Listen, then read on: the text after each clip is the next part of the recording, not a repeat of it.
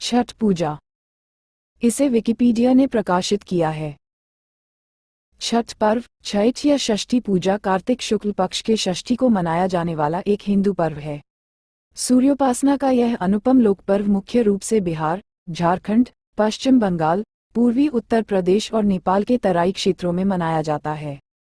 कहा जाता है ये पर्व मैथिल, मगध और भोजपुरी लोगों का सबसे बड़ा पर्व है। ये उनकी संस्कृति है।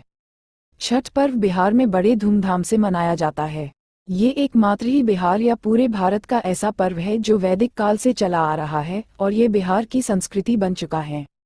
यह पर्व बिहार की वैदिक आर्य संस्कृति की एक छोटी सी झलक दिखाता है। ये पर्व मुख्य रूप से ऋषियों द्वारा लिखी गई ऋग्वेद में सूर्य पूजन, उषा पूजन और आर्य परंपरा के अनुसार बिहार में यह पर्व मनाया जाता है। बिहार में हिंदुओं द्वारा मनाए जाने वाले इस पर्व को इस्लाम सहित अन्य धर्मावलंबी भी मनाते देखे जाते हैं। धीरे धीरे ये त्योहार प्रवासी भारतीयों के साथ साथ विश्वभर में प्रचलित हो गया है।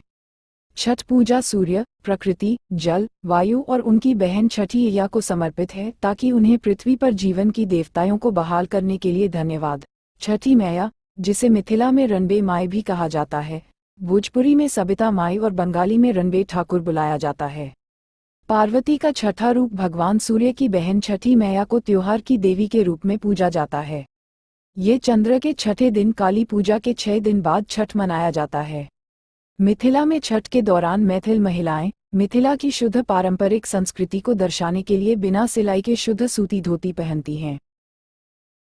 त्योहार के अनुष्ठान कठोर हैं और 4 दिनों की अवधि में मनाए जाते हैं। इनमें पवित्र स्नान, उपवास और पीने के पानी से दूर रहना, लंबे समय तक पानी में खड़ा होना और प्रसाद और अर्घ्य देना शामिल है। पर्वातिन नामक मुख्य उपासक आमतौर पर महिलाएं होती हैं। हालांकि बड़ी संख्या में पुरुष इस उत्सव का भी पालन करते हैं क्योंकि छठ लिंग विशिष्ट त्योहार नहीं है। छठ महापर्व के व्रत को स्त्री, पुरुष, बूढ़े, जवान सभी लोग करते हैं। कुछ भक्त नदी के किनारों के लिए सिर के रूप में एक प्रोस्टेशन मार्च भी करते हैं। पर्यावरणविदों का दावा है कि छठ सबसे पर्यावरण अनुकूल हिंदू त्योहार है।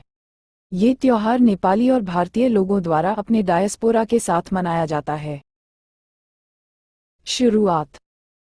ऐतिहासिक रूप से मुंगेर सीता मनपत्थर सीताचरण मंदिर के लिए जाना जाता है जो मुंगेर में गंगा के बीच में एक शिलाखंड पर स्थित है। ऐसा माना जाता है कि माता सीता ने मुंगेर में छठ पर्व मनाया था। इसके बाद ही छठ महापर्व की शुरुआत हुई। इसीलिए मुंगेर और बेगूसराय में छठ महापर्व बड़ी धूमधाम से मनाया जाता है। एक कथा के अनुसार प्रथम देवासुर संग्राम में जब असुरों के हाथों देवता हार गए थे, तब देव माता अदिति ने तेजस्वी पुत्र की प्राप्ति के लिए देवारण्य के देव सूर्य मंदिर में रणबे अपनी पुत्री की आराधना की थी। तब प्रसन्न होकर छठी मैया ने उन्हें सर्वगुण संपन्न तेजस्वी पुत्र होने का वरदान दिया था। इसके बाद अदिति के पुत्र हुए त्रिदेव रूप आदित्य भगवान, जिन्होंने असुरों पर देवताओं को विजय दिलाई। नामकरण। छठ षष्ठी का अपभ्रंश है। कार्तिक मास की अमावस्या को दिवाली मनाने के बाद मनाए जाने वाले इस 4 दिवसीय व्रत की सबसे कठिन और महत्वपूर्ण रात्रि कार्तिक शुक्ल षष्ठी की होती है। कार्तिक शुक्ल पक्ष के षष्ठी को यह व्रत मनाए जाने के कारण इसका नामकरण छठ व्रत पड़ा। छठ पूजा साल में 2 बार होती है, एक चैत मास में और दूसरा कार्तिक मास शुक्ल पक्ष चतुर्थी तिथि, पंचमी तिथि, षष्ठी तिथि और सप्तमी तिथि तक मनाया जाता है। षष्ठी देवी माता को कात्यायनी माता के नाम से भी जाना जाता है।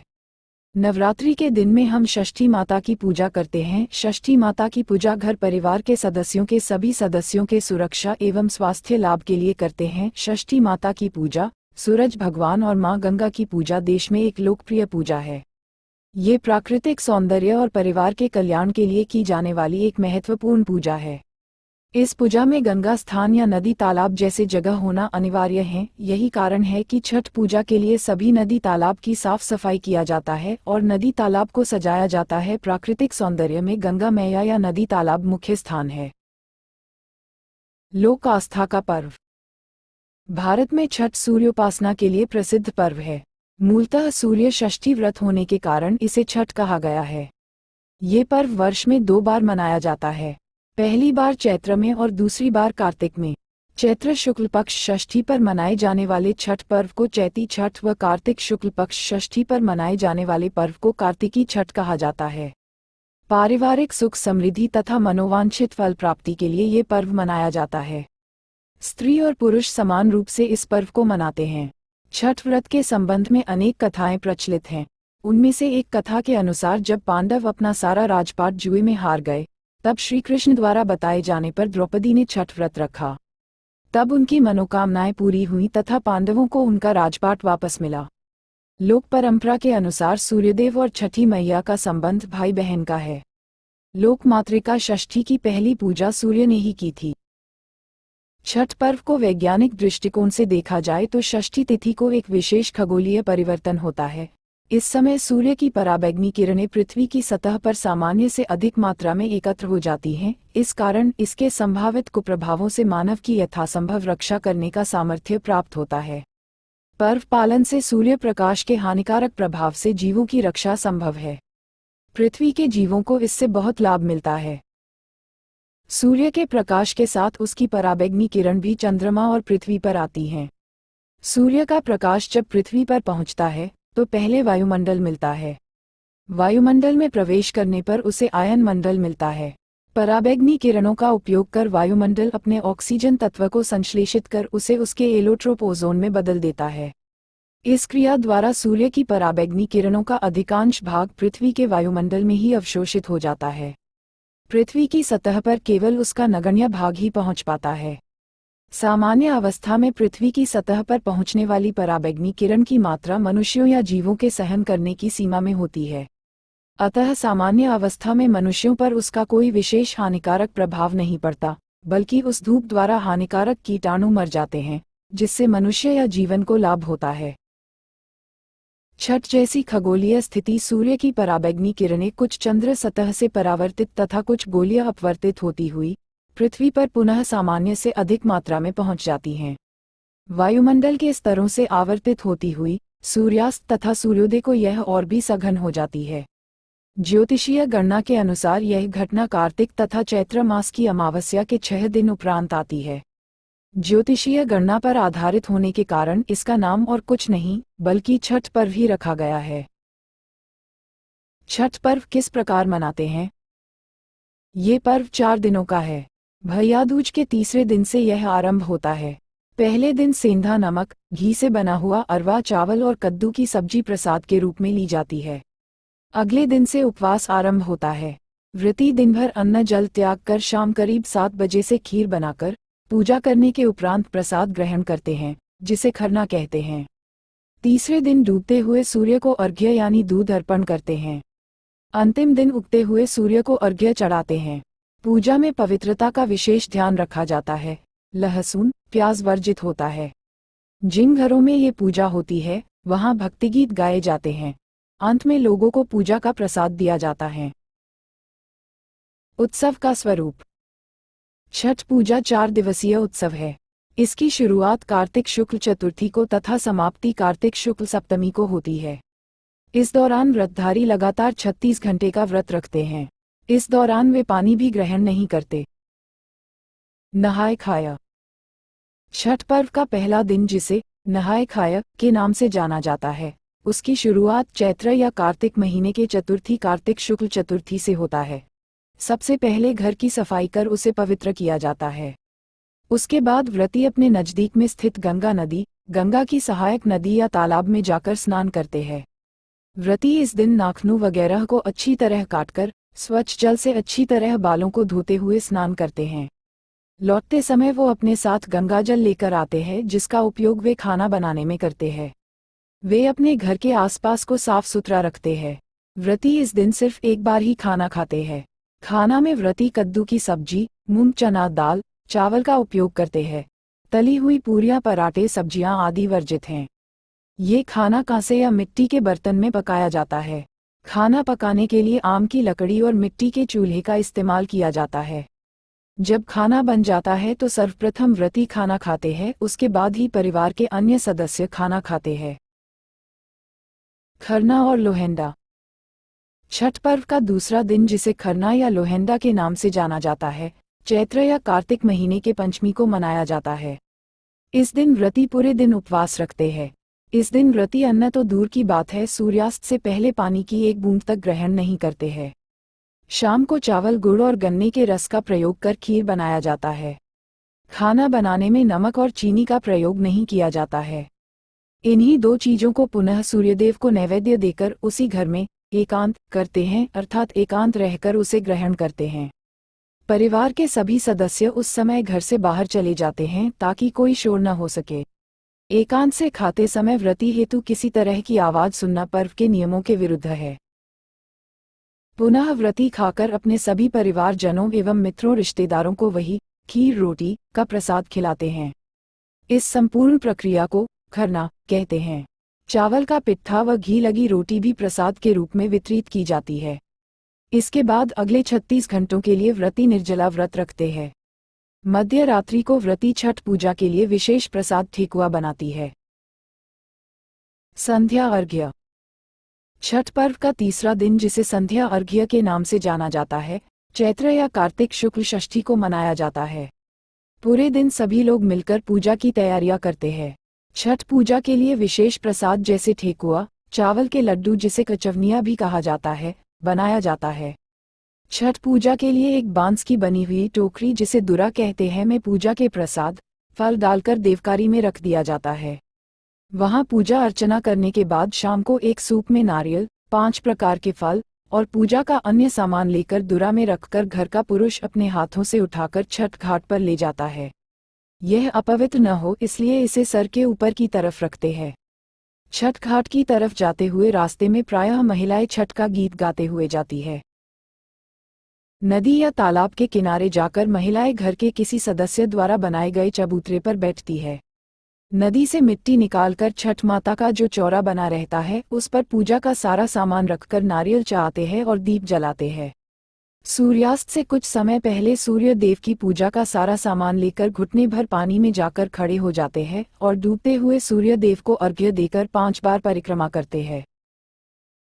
सामग्रियों में व्रतियों द्वारा स्वनिर्मित गेहूं के आटे से निर्मित ठेकुआ सम्मिलित होते हैं। ये ठेकुआ इसलिए कहलाता है क्योंकि इसे काट के एक विशेष प्रकार के डिजाइनदार फम पर आटे की लुगदी को ठोकर बनाया जाता है। उपरोक्त पकवान के अतिरिक्त कार्तिक मास में खेतों में उपजे सभी नए कंदमूल, फल, सब्जी, मसाले व अन्नादि यथा गन्ना, ओल, हल्दी, नारियल, नींबू, पके केले आदि चढ़ाए जाते हैं।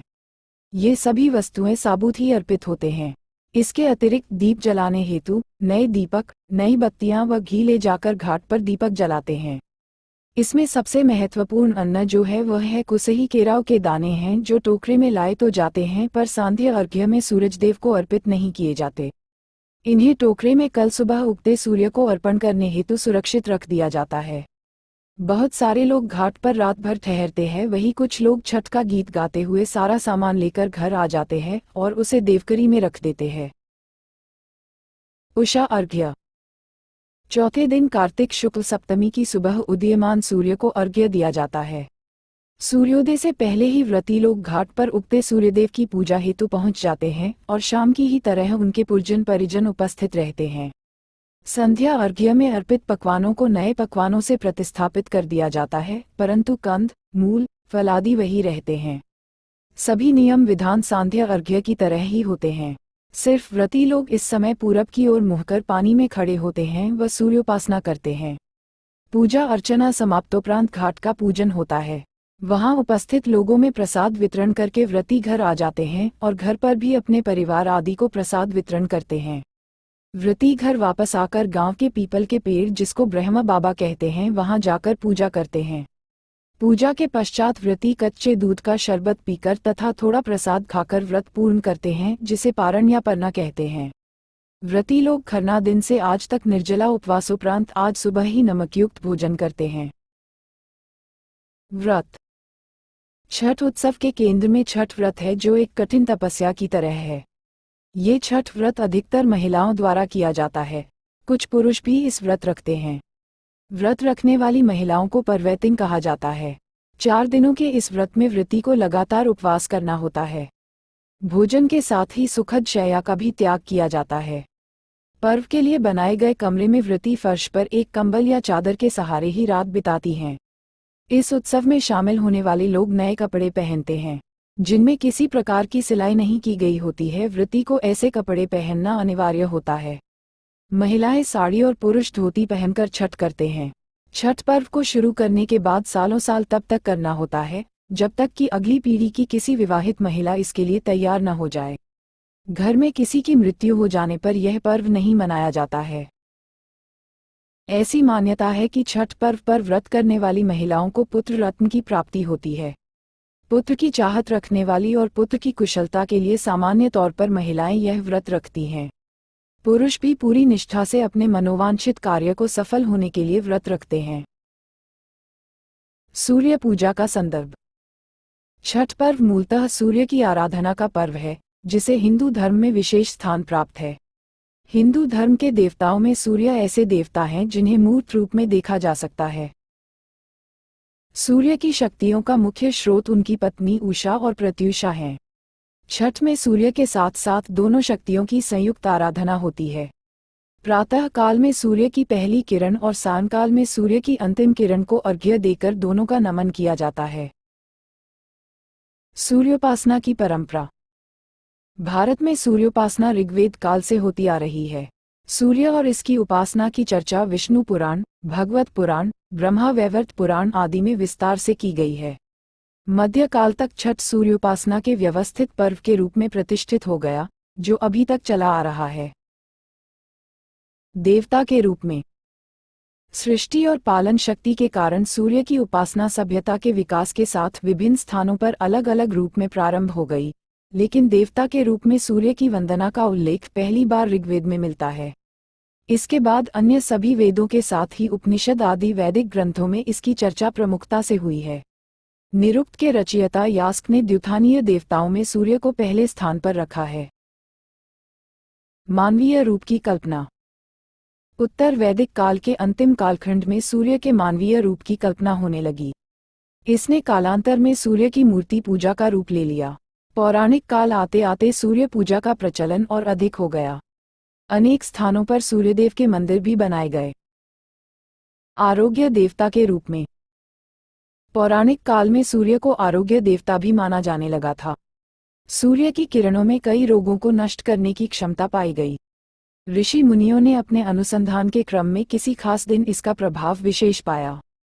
संभवत यही छठ पर्व के उद्भव की बेला रही हो।